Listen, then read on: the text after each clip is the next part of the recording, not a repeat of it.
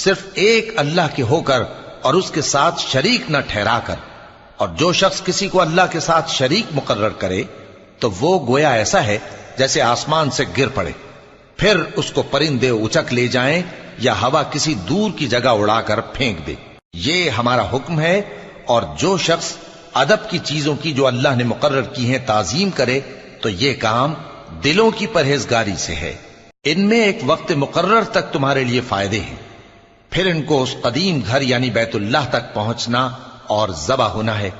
اور ہم نے ہر ایک امت کے لیے قربانی کا طریق مقرر کر دیا ہے تاکہ جو مویشی چوپائے اللہ نے ان کو دیے ہیں ان کے ذبح کرنے کے وقت ان پر اللہ کا نام لیں۔ سو تمہارا معبود ایک ہی ہے تو اسی کے فرما بردار ہو جاؤ اور عاجزی کرنے والوں کو خوشخبری سنا دو۔